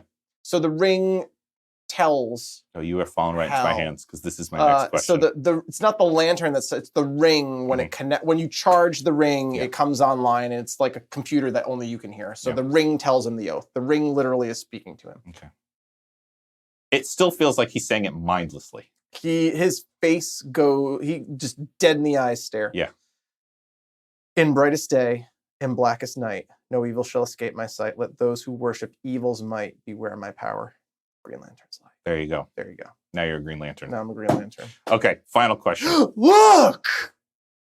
Boom. Green bulge. Green just bulge. Right there. Just a giant bulge. Last question, and it's directly after that question of yours. You couldn't see it. It makes for great audio. I was mimicking his Superflex. Yeah, you sit up on the table. You strip down. Vitruvian Man. You have your Green Lantern body paint on underneath. I did. Makes for great audio. It was a real trick making this cutaway jeans and flannel shirt that I'm wearing. No, you have so many. You have so much cutaway clothing. I know. All right, last question. It's perfectly off of what you just said about the ring. I don't lie. When I played basketball, I went crazy trying to find those warm-up pants that had, like you could just tear away with the tearaway. Oh man! Did you ever get them? I did. They were so much fun. Good. You should wear them one day for a recording. I don't have them anymore. I don't have them. We should just have a Velcro sound effect. I was like 7 when I had those. Okay. I thought they were the coolest thing ever. Yeah, just ripping off clothing. Okay, final question. Final question. It piggybacks off the ring question? Yes, because you just Okay. said the ring communicates to you. And we saw that in the movie because Ryan did. Reynolds, for some The reason, ring- knows like all this information about this other Yep. dude's quadrant, like about how many Exactly. people live in it and how many planets are in it. So if the ring can do that, why doesn't the ring fucking tell you like how to be a Green Lantern? Why does he have to go to training? That's a great question. He knows all this useless information, but he doesn't know like how to fly. Right, yeah. Like, what the fuck? That one hurt me. Like, that one hurt me that he's at training. I can't believe you gave this movie a 57. Again. All right, I'll knock it down to 56. 56. Here, Yeah, I'll even change it. If the ring gives you all this information, it gives you all this information that you why don't does know he have you know. to go to training? Exactly. Why doesn't the ring just like when Kilowog's messing with him and Sinestro fights him and he like makes? Why doesn't the ring tell him how to do stuff, how to counter it and fight as a Green Lantern? Or even just we get all the exposition Give at us that point. Give us the ring's inner monologue. Let us hear what the ring's saying. That would have been a better movie. What if that voice was Nathan Fillion? Oh my god, that would have been brilliant. Two guys, a ring, and a crappy planet. But like, and I know it was because we needed all the exposition about what Oa is and what the green light is, but like that should be the intro the ring gives you. This is my first note for Green Lantern. And it looks like only. In my only note, 2.5 minutes of ADR exposition. Yes. This is a movie that never knew what it was or what it was supposed to be. Yep. 2.5 minutes of ADR narration at the beginning of the movie. Yet he knows how many people are on a planet he'll never visit. And we still don't know what the movie was about by the end. Nope. Which also ends with a minute of ADR narration. Yeah, I guess he's just And it was like not Anthony Hopkins' voice. Yeah, who was that supposed I don't to know. be? You know what else was bad? It was trying to sound like Anthony Hopkins. Here was another scene of bad writing. In the bar, he gets beaten up by these guys who lost their job. Right. But none of them lost their job. Right, because Carol saved the contract. So did they just fire a bunch of people preemptively? That's what I went back and thought, and that's just poor management. That is just bad management, yeah. I was like, wait a minute, I could have written that down, but the movie was such a because when Carol is like, well, such a turd. Thankfully, I turned it around and saved the contract. I was like, what about those douche nozzles at the bar? They were already fired. It was just a giant practical joke to get the shit kicked out of Hal. Yes. She was just messing with him. She fired those 3 guys just to kick his ass. That's the answer. That was her like passive aggressive way to get back. Carol Ferris fired those 3 guys. And wasn't he like an upper management level guy? Yeah, he was like in that meeting in a suit. Right, in a suit. And then he's in like his factory his duds. blue collar, like I'm just at the drinking hole and I'm gonna kick your ass. Yeah. Such a bad movie. Yeah. Like, Ryan, you're lucky you somehow pulled off Deadpool. Yeah. Wow. Also, the reason he left Blake was like, because I knew I was going to mess it up. Something like that. Yeah. The reason I left is because I knew he was afraid. He was afraid of... Yeah, he had a lot of fear. He was afraid of messing it up. He's afraid of everything, basically. I wish he had more fear in the final fight that he was overcoming. That he was, I agree. But he had already overcome it in the fight with Hector. Yes. Like he had that realization. Then he was just fearless. He was fearless at that point. And he could do it. Or he was courageous. He wasn't fearless. He was courageous. Yeah. Or maybe that's why Hal's ring in the comics is immune to yellow light, because Hal is fearless. I don't know. It's bad writing either way. You know who I did love in this movie? Who? Tim Robbins. Tim Robbins. Where's he in the movie? Do you remember when Tim Robbins was Hector's dad? He was Senator Hammond. Oh, was he? Yeah. Oh. And do you know what other movie that... I don't know if you and I have ever watched it, but in college, I might have just showed you this one scene. The movie High Fidelity with John Cusack. Tim Robbins plays this like ultra douchebag with a ponytail. Is that the one in the record store? Yes! Yeah. We did watch it. Okay. And he gets his ass beaten. They smash in his face with a phone and then throw the air conditioner on his head. Yeah. And he is that level of douchebaggery in this movie. Yes, he is. And I loved his death scene. He's burned alive. He's burned alive by his son. Yeah. That was highly gratifying. Yeah. I love Shawshank, but I love to hate Tim Robbins. I love when he plays those characters. Yeah. He does it so well. I want to see more. He's fun to hate. He is fun to hate. It's a good time. He plays a great villainous character, but like a not someone you're rooting for. Not a mustache twirling villain, just like a douchebag villain. Yeah, he does it really well. Does it great. He also plays everyman Andy Dufresne well too. High praise from Shades. Yeah, I enjoyed him in this movie. You're welcome, Tim Robbins. You know who was terrible in this movie? Who? Amanda Waller. I wrote that in my notes Waller. that, oh my God, Waller's in this movie? Yeah. And she's in it for a hot second and they killed her. Gone. No. Hal saved her. Oh, he did? Yeah, Okay. he grabbed her like in a rush and then like made like green water to flow her down the hall. So she's safe, so I guess she could be there for she the same Amanda Waller that's in the current? Who plays her in Suicide Squad? In Suicide Squad. Was she, spoiler alert for Suicide Squad, she died in Suicide Squad. Did she? I'm pretty sure she did. I thought they saved her. I thought they killed her. I thought the squad killed her. No, they sent Harley Quinn to save her. They saved her. We might have to rewatch Suicide Squad. Amanda Waller. I don't think it was her. Suicide Squad. She was a whole lot of nothing. In Suicide Squad, she was played by Viola Davis. Mm-hmm. Not the same person. It was Viola Davis. And in Green Lantern, it was Angela Bassett.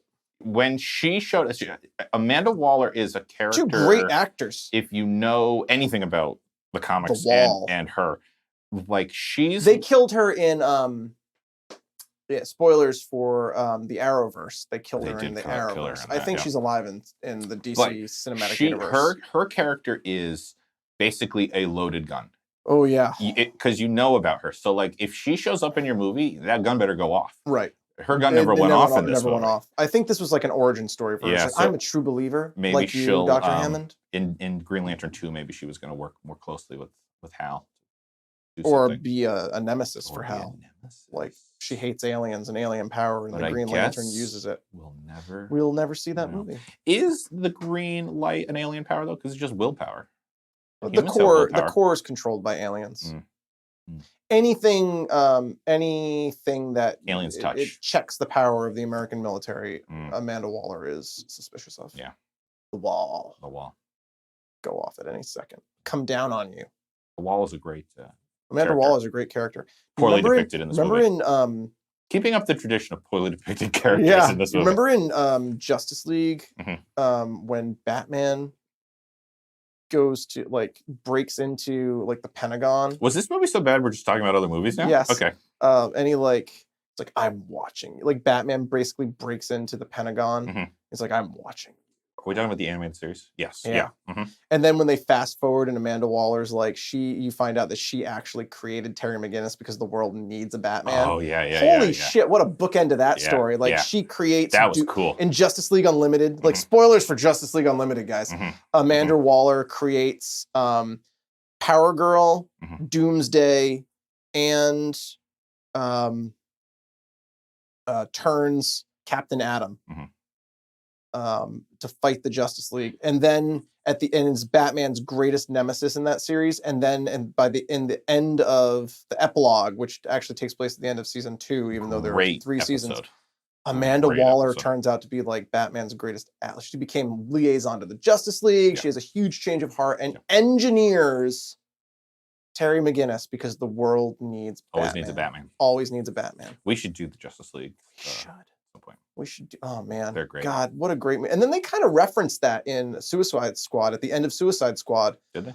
Batfleck, they recreate that scene from Justice League Unlimited. He breaks into her house. I remember. Or in the Pentagon. He had 2 great scenes in that when he captures Harley Quinn. Yeah, remember that. And then at the end of the movie, he's like, I want the file on the. You learn that Lex's video footage, his files came from Amanda Waller. Right. And he gets the file and the picture that he sends to, the original picture is in possession of Waller, and he gets it from Waller. Yep. And there you go, Justice League. Guys, Green Lantern. Yeah, Green Lantern. What are we talking about? What was this episode? Merry Christmas. Merry Christmas, everybody. So that brings us to the end of Green Lantern. I have no more big questions. Would you would I recommend this movie? Would you recommend Absolutely not. Yeah, I wouldn't recommend it either. If there is a Men in Black neuralizer out there, guys, please send that to me so I can erase the memory of this movie entirely. Guys, I rewatched this. It took me 3 days to rewatch this movie. And when I thought I had finished it, turns out I had not. Yeah. Did I finish it? Yes, I did, because I am committed to this show. Yeah. You don't take anything with you? I think we have to do recommendations first. I thought we just recommended not watching this movie. All right, well then let's do an official Shades and Sketch recommendations. recommendations. A holiday special. A holiday special. What are you gonna recommend? I'm gonna recommend, because this episode is coming out for the 2018 holiday season. I'm gonna recommend everyone listening to this podcast go to your local cinema and see Into the Spider-Verse, because it is a fan-flippin-tastic movie. That's a great recommendation. And I don't want to give too much away about the movie, because I honestly think the least you know about it, the more you're going to enjoy this movie. It is so high praise from good. Sketch. And it is so good. I echo this 100%. Yeah. Go see Into the Spider-Verse. And if you're listening to this podcast after it's out of theaters, guys, be more timely on your podcast listening. Come and on. Also, but also find it. Watch it. Find it. Watch it. If you haven't seen it. It's just so Get good. The DVD and for those, look at that. For those people who are saying that we are DC fanboys, we praised the Marvel movie that we were talking about, and we recommended a Marvel movie. We're probably going to do Into the Spider-Verse at a later date. I can't imagine we're not. Damn well better believe we're going to do Into the Spider-Verse. We've always said DC animation kind of trumps Marvel. Oh, and this is Marvel licensed by Sony. Yeah. So I will say they're onto something with this. They are. Sony Imagination Studios is their animation house. When I watched Sony the movie, Imageworks. I missed the beginning credits. I started the movie with the movie starting. It's called Imageworks is their division. So they did open season. Highly recommend Into the Spider-Verse. Animation as a medium, guys. Animation is not a genre. Partial recommendation. Why are you looking at me so not intently? A genre. I never said it was. Great podcast hosted by Mel Rainsberger. Oh, really? You should check that out. Is that your recommendation? It's not, but I'm going to recommend. It's a recommendation. 0.5. Yeah, it's a mini rec. It's as a medium, animation as a medium, doing great stuff. Yeah. Into the Spider-Verse, highly recommend that. Being as this is our holiday special, it is, and we both celebrate Christmas. We do. If you don't, that's okay. This is not a. We're not telling you to. We're not telling you to. But Netflix released this year Christmas Chronicles. Oh, I saw that. Oh my god. Oh yeah, my wife and I watched that. It was so much fun. That was fun. Kurt Russell kills it. Yeah, in this he movie. was great as Santa. And written by Chris Columbus, who wrote Home Alone. Wrote Goonies. It felt very Home Alone. Kurt Russell killed it as Santa, and the brother and sister team in that movie. Not since the days of Hocus Pocus have I seen a brother and sister duo kill it in a movie. Yeah, as in Christmas Chronicles. This movie felt like a true successor to Hocus Pocus. It was a lot of fun. It was. I really cannot say enough good things about this movie. You know what's funny, to tie it all together? My wife and I, she was going to watch Green Lantern with me. Right. And we couldn't get it to play. And so we just gave up and watched Christmas Chronicles. And then I watched it on my own later when I troubleshooted it. That's I really enjoyed it. Yeah, it was a lot of fun. Elise and I also watched it together and we loved it. Yeah. And that is it's just fun. It's a good family one. It is. Great family one. Good message. And just like a lot of magic. Like movie magic. Movie magic. Sketch, are you gonna take anything from this movie? This is the Ryan Reynolds holiday spectacular. So I am going to take Ryan Reynolds? This bottle of aviation gin. Guys, if you haven't seen those commercials, it's fantastic. Aviation gin always goes down. An American legend, now owned by a Canadian. Yep. I'm gonna take this ring. It's probably in better hands. I think so. With you, yeah. In Blackest Day and Brightest Night, yada yada yada. Don't worry, the lantern will take care of it. I'm gonna make a hard light construction of like the TARDIS. Mm-hmm. Will it work? I think so. Do those things work? They work. Okay. They get the job done. You can make a hard light lightsaber. I'm gonna have so much fun with this ring. I'm going to be such a better Green Lantern than I'm Ryan going to stick with the Reynolds gin. Great. I think it's going to I am going to make a hard light shot glass for you. Oh, thank you. There you go. I don't know if you want to take shots of gin. I feel like I'm getting radiation. Yeah. Like I just feel it burning and freezing my insides all at once. That's the gin. Oh, aviation gin, folks. Goes down smooth. Guys, all right. Merry Christmas, Happy Holidays. Thanks for joining us. We appreciate that we, Shades of Sketch, have become part of your family's holiday tradition. Yes, and if you are fans of the show, please give us a rating and review, and if you feel so inclined, subscribe on your platform of choice. I know a lot of players out there are allowing you to follow and listen without subscribing. Oh. Guys, it really does make the difference of us getting into the algorithm on platforms. It's all very technical. Clicking that little subscribe button. Yeah. I understand you can only subscribe to so many shows, but it really does make the difference, particularly for an independent show like ours, having you as a subscriber, not just as a listener. So if you are inclined, that was a very long way of stating, please leave a rating and review and subscribe. Cool. And where can you reach us, Shades? You can reach us at gowithshadesandsketch@gmail.com. That's right. And on Twitter? At Shades and Sketch. But you can also tweet us individually. You can. And follow our back and forth. And if you want Sketch, it's Go for Sketch. And if you want Shades, it's Go for Shades. There you go. And of course, there's always our Facebook page. Find us on Facebook. If anyone's still on Facebook with all of the horrific information we're learning about it. There is, it's a scary... It is a scary entity. Scary I'm starting to feel like if we are living in a comic book movie, the villain is coming to power. Yes. But hey, guys, follow us. Follow us on Facebook. Jesse Eisenberg. It's still where I Lex Luthor played and Mark Zuckerberg in the Social Network, right? Yeah. I'm not one to say, but I am. There's the connection for you. Evil mastermind. Facebook is also, and Twitter is where I post the episode art. Yes. And this one's got a good one. This one's got a good one. You're killing it, Sketch. Yeah, knocking them out of the park. You are. Thank you. And we'll see you next time. We'll see you next time in the new year. Oh, yeah, 2019. Happy 2019, Happy guys. 2019. Be safe out there. Don't drink and drive. Aviation gin. Unless it's aviation gin. No, wait. Still don't drive. Don't drive.